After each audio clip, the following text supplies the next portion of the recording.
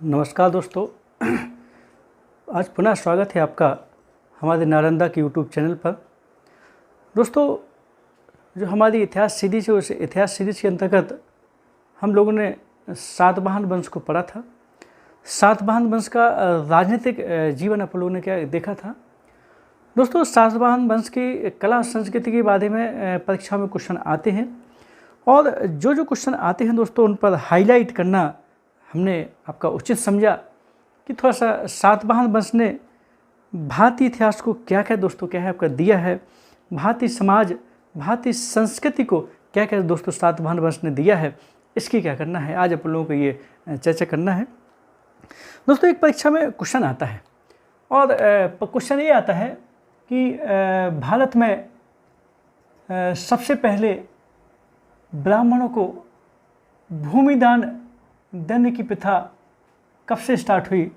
दोस्तों, तो ये लगभग पहली दूसरी सदी BC से क्या हुई थी आपकी ये स्टार्ट हुई थी। और यहाँ आपको बता दें ये जो भूमिदान की जो प्रथा है दोस्तों, ये आपको क्या है, ये सातवाहन वंश के समय दोस्तों क्या हुई थी, ये स्टार्ट हुई थी। ऐसा क्वेश्चन परीक्षा में आपका क्या है कई बार आपका क्या आ चुका है। यहाँ थोड़ा सा आपको बता दें, हम मैप के माध्यम से सातवाहन वंश के बारे में थोड़ा सा क्या करना हल्की सी बताने की दोस्तों क्या है कोशिश कर रहे हैं कि जो परीक्षा में आपके क्वेश्चन आपके क्या है सातवाहन वंश संबंध आए हैं उन पर क्या करें आप लोग थोड़ा सा ये हल्का डिस्कस कर सकें। यहाँ थोड़ा सा हमने चूँकि आपको पहले बता चुके थे कि सातवाहन वंश का जो मूल स्थान था दोस्तों, ये मूल स्थान आपका क्या है, ये प्रतिष्ठान इनकी क्या है राजधानी थी आपकी ये, ठीक है ना। इसके अलावा थोड़ा सा ये भी है आपका कि सातवाहन वंश जो था आपका ये महाराष्ट्र दोस्तों क्या है महाराष्ट्र है और यहाँ पर क्या है ये आंध्र प्रदेश है। तो महाराष्ट्र और आंध्र प्रदेश में दोस्तों मुख्य रूप से रहा। हालांकि गौतमीपुत्र सातकर्णी जो सातवाहन वंश का क्या है दोस्तों सबसे महाशक्तिशाली शासक है, उसके समय में दोस्तों क्या हो गया था, लगभग पूरे प्रायद्वीप भारत पर क्या हो गया था, सातवाहन वंश का दोस्तों क्या है शासन हो गया था। यहाँ थोड़ा सा आपको बताना चाहेंगे, हालांकि पिछली क्लास में हम आपको बता चुके हैं कि मौर्य वंश के पतन के बाद भारत में 3 ब्राह्मण वंश आए, शुंग, कर्ण और सातवाहन। तो यहाँ सिमुक ने सातवाहन वंश की दोस्तों स्थापना की और ये पुलमावी जो चतुर्थ है वो इस वंश का अंतिम शासक है दोस्तों।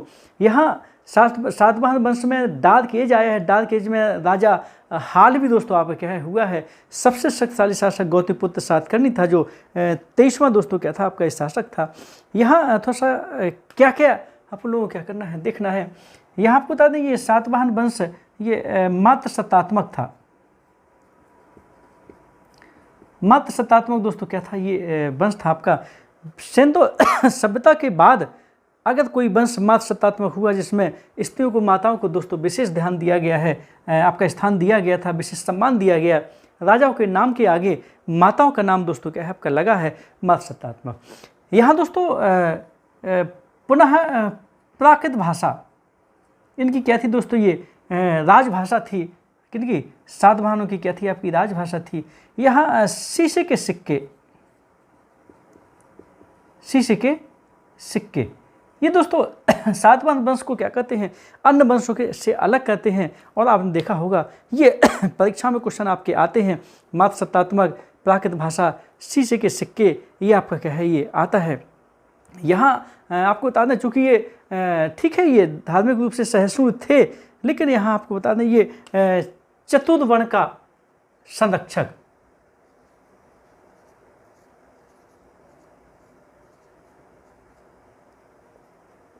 वर्ण का संरक्षक, ये दोस्तों परीक्षा में क्वेश्चन आया है आपका। ये गौतमीपुत्र सातकर्णी था जो इस वंश का आपका क्या है सबसे शक्तिशाली क्या था दोस्तों, ये शासक था। यहाँ दोस्तों ये भी थोड़ा सा ध्यान करना है कि ये भारत में प्रथम आपका भूमिदान का उल्लेख, पहली बार भूमि दान का दोस्तों क्या है आपका उल्लेख आपका क्या है ये सातवाहन वंश के समय दोस्तों क्या है आपका ये मिलता है। भूमिदान का उल्लेख प्रथम ब्राह्मणों को भूमिदान का उल्लेख भी दोस्तों क्या होता है आपका इसी वंश में क्या आपका ये मिलता है। यहाँ आपको बता दें ये सातकर्णी प्रथम जो शासक था आपका तीसरा शासक था पहला महान शासक भी कहा जाता है। तो सातकर्णी प्रथम की रानी थी नागानिका। तो नागानिका का दोस्तों एक अभिलेख था यहाँ महाराष्ट्र में, उस अभिलेख का नाम था नानाघाट अभिलेख। नानाघाट अभिलेख दोस्तों, इस नानाघाट अभिलेख, ये जो नानाघाट अभिलेख है ये भारत में प्रथम भूमिदान का क्या कहता है दोस्तों, ये उल्लेख करता है। तो सातवाहन वंश के समय कौन चतुर्वर्ण का संरक्षक दोस्तों क्या है कहा जाता है? किसको दोस्तों वेदों का संरक्षक कहा गया है? वेदों का संरक्षक किस शासक को कहा गया है? थोड़ा सा क्या है देखिएगा, वो आपका क्या है, ये गौतमीपुत्र सातकर्णी है। चतुर्वर्ण व्यवस्था को पुनर्स्थापित करना भी क्या है आपका, ये गौतमीपुत्र सातकर्णी है दोस्तों। यहाँ आपको बता दें, ये यहाँ एक बंदरगाह है भलुकच्छी या भड़ोच, यहाँ जो एरो लगा रहे, चलिए यहाँ भड़ोच या भलुकच्छ। आज जो दोस्तों अपने यहाँ मुंबई, नेहा सेवा, ये जो सबसे महत्वपूर्ण बंदरगाह है दोस्तों, तो यहाँ भड़ोच इस समय क्या था आपका, ये अंतर्राष्ट्रीय बंदरगाह क्या है आपका दोस्तों, ये दर्जा प्राप्त कर चुका था। यहाँ महाराष्ट्र में एक बंदरगाह था सोपारा। सोपारा बंदरगाह से दोस्तों क्या है व्यापार होता था। यहाँ केरल में दोस्तों एक बंदरगाह था इस समय मुजिस से दोस्तों विदेशों में क्या होता था, व्यापार होता था। आपको बता दें यहाँ प्लिनी, टालमी और एक आपका अननोन लेखक है जिनकी पुस्तक है द पेरिप्लस ऑफ द एरिथियन सी। ये दोस्तों जो रोमन क्लासिकल लेखक हैं, ये क्या कहते हैं, इस समय सातवाहन वंश के समय पहली सदी दूसरी सदी ईस्वी के समय दोस्तों क्या है विदेशी समृद्ध विदेशी व्यापार क्या कहते हैं दोस्तों, ये वर्णन करते हैं। यहाँ आपको बता दें भारत में पहली बार अक्षय निबि का प्रमाण ही मिलता है।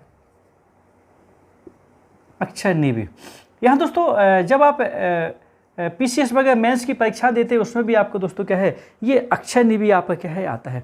यहाँ आपको बता दें अक्षय निबि का अर्थ होता है कि मंदिरों के निर्माण के लिए, दान आदि देने के लिए, मंदिरों में दीपक जलाने के लिए, मंदिरों का पुनर्निर्माण करने के लिए, ये व्यापारी श्रेणियाँ थीं। व्यापारिक श्रेणियाँ दोस्तों क्या करती थीं, ये राशि इकट्ठी करती थी। उस राशि के ब्याज से, उस राशि के जो भी आपका क्या है राशि इकट्ठी की जाती थी उसके ब्याज से दोस्तों ये त्रिष्ट का काम किया जाता था, धर्मार्थ काम किया जाता था। और उस ब्याज से जो धर्मार्थ काम किया जाता है दोस्तों उसको बोलते हैं अक्षय निबि। तो इतना थोड़ा सा क्या करिएगा, ये हल्का सा ये देखिएगा। यहाँ आपको बता दें इस समय परीक्षा में क्वेश्चन आता है क्या क्या आयात किए जाते थे। आपको बता दें रोमन मदिरा क्या की जाती थी, आयात की जाती थी दोस्तों। तांबा भी क्या है आयात किया जाता था। तांबा भी क्या है इसमें आपको बता दें ये आयात की जाती थी। दवाएं भी यहाँ पे क्या है ये आयात की जाती थी। लेकिन निर्यात किए जाते क्या क्या किए जाते थे निर्यात में दोस्तों, ये रेशमी कपड़े, वक्स, मलमल, मोती, रेशमी कपड़े, मलमल, मोती, हीरे, चीनी,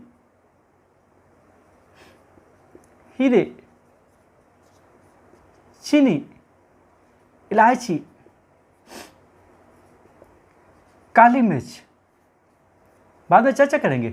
इसी काली मिर्च को बाद में यवन प्रिय भी आपको दोस्तों क्या है आपका ये कहा गया, उसकी चर्चा हम क्या है बाद में ये करेंगे।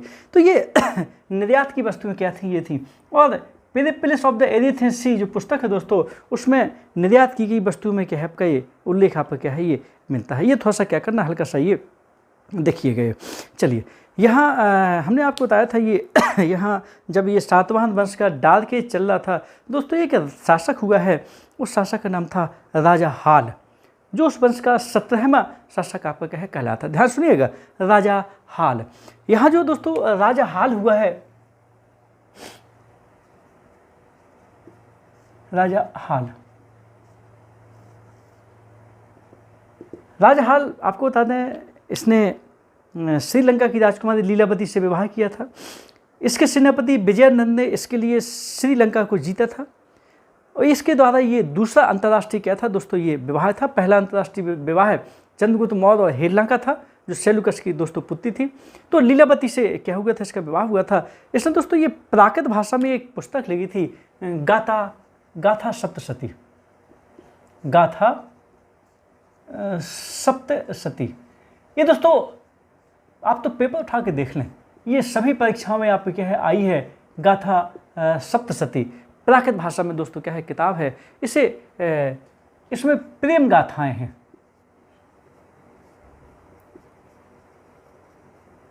प्रेम गाथाएं यानी कि प्रणय कहानियाँ दोस्तों क्या है कई इसमें हैं। किसमें, गाथा सप्तशती में।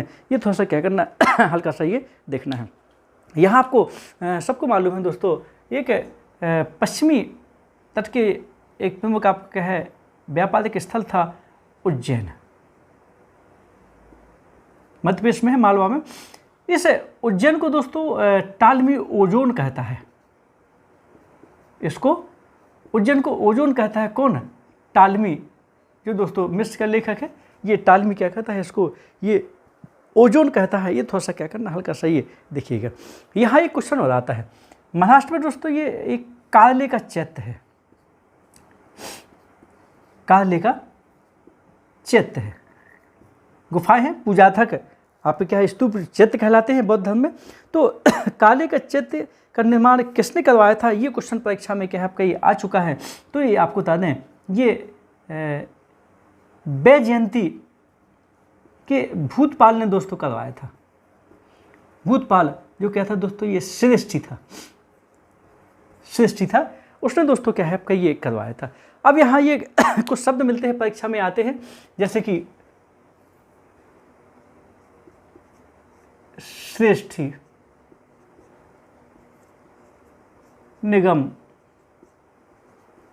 साथवाय। यह आपको बताते हैं, ये जो निगम है ये व्यापारिक दोस्तों क्या थी, ये समिति होती थी, एक व्यापारी क्या समिति होती थी निगम। इस निगम का जो मुखिया, मतलब व्यापारिक जो श्रेणी है दोस्तों, श्रेणी का जो मुखिया होता था वो कहलाता था श्रेष्ठी या श्रेष्ठी। और दोस्तों व्यापारी बड़े बड़े कारवां में इकट्ठे होकर कि ग्रुप में दोस्तों क्या है विदेशी व्यापार आवक जावक होती थी आपकी। ये तो ये कारवां का नेता होता था, व्यापारिक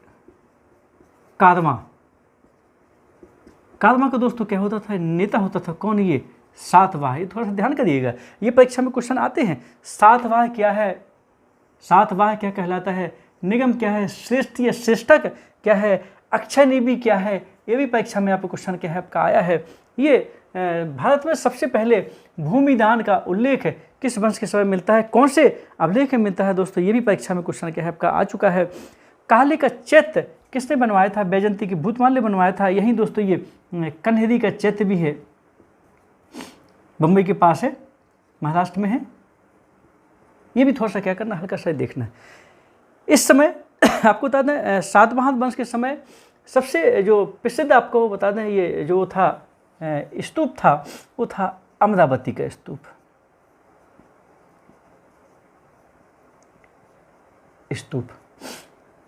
अमरावती का स्तूप दोस्तों सबसे फेमस क्या है आपका स्तूप था, ये क्वेश्चन आपका आता है।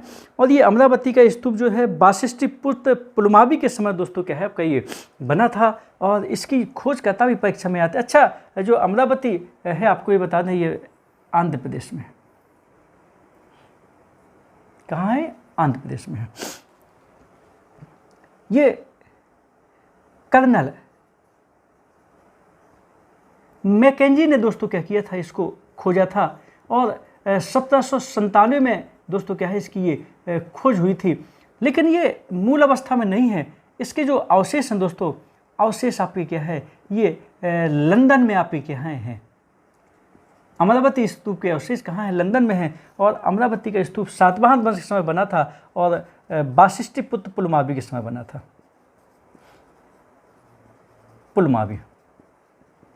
पुलमावी के समय दोस्तों क्या हुआ था आपका ये बना था, कौन, अमरावती का स्तूप। ये थोड़ा सा क्या करिएगा हल्का सा ये देखिएगा। वाशिष्ठी पुत्र पुलमावी वही शासक है जो आपका गौतमीपुत्र सातकर्णी का दोस्तों क्या है पुत्र था, और शकों में सबसे महान रुद्रदामन था। शक क्षत्र रुद्रदामन का दोस्तों ये क्या था आपका ये दामाद भी था। रुद्रदामन से दोस्तों 2 बार आपका क्या है ये हारा भी था आपका ये। यहाँ आपको बता दें सातवाहन वंश के समय ही कुछ क्षेत्रों के नाम मिलते हैं, जैसे कि आकर आकर आकर दोस्तों पूर्वी मालवा था, अवंती पश्चिम मालवा था, अनूप दोस्तों निमाड़ क्षेत्र कहलाता था, और आपका ये सीलोन श्रीलंका दोस्तों क्या है आपका ये कहलाता था। इस प्रकार से कुछ क्षेत्र दोस्तों क्या है आपका सौराष्ट्र आपके गुजरात का क्षेत्र था दोस्तों, ये कहलाता है गुर्जर, ये गुजरात क्षेत्र के लिए क्या है आपका ये नाम आया है। तो ये कुछ नाम यहाँ के दोस्तों क्या है अभिलेखों में क्या है आपका ये मिलते हैं, और ये नाम आपकी क्या है परीक्षा में क्या है आते भी हैं। आगे भी हम क्या करेंगे इन नामों की क्या है आपका ये चर्चा करते रहे, लेकिन फिलहाल ये थोड़ा सा क्या करना हल्का सा ये देखना है कि ये है क्या। चलिए यहाँ एक शक राजा हुआ था नहपान। यहाँ दोस्तों एक स्थान है जोगलथम्बी।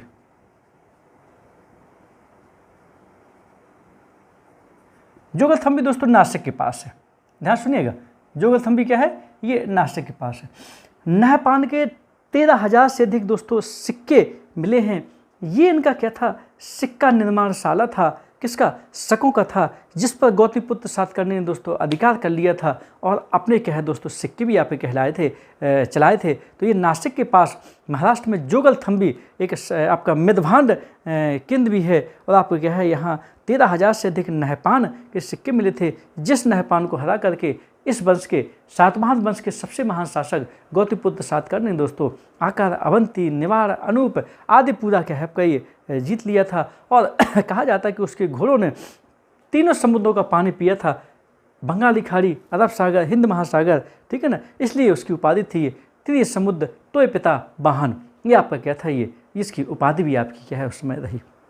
चलिए तो ये थोड़ा सा आपको बता दें, ये अमरावती का स्तूप परीक्षा में आया है दोस्तों। एक क्वेश्चन और आपका परीक्षा में आता है, नागार्जुनी कोंडा का स्तूप यहाँ है आंध्र प्रदेश में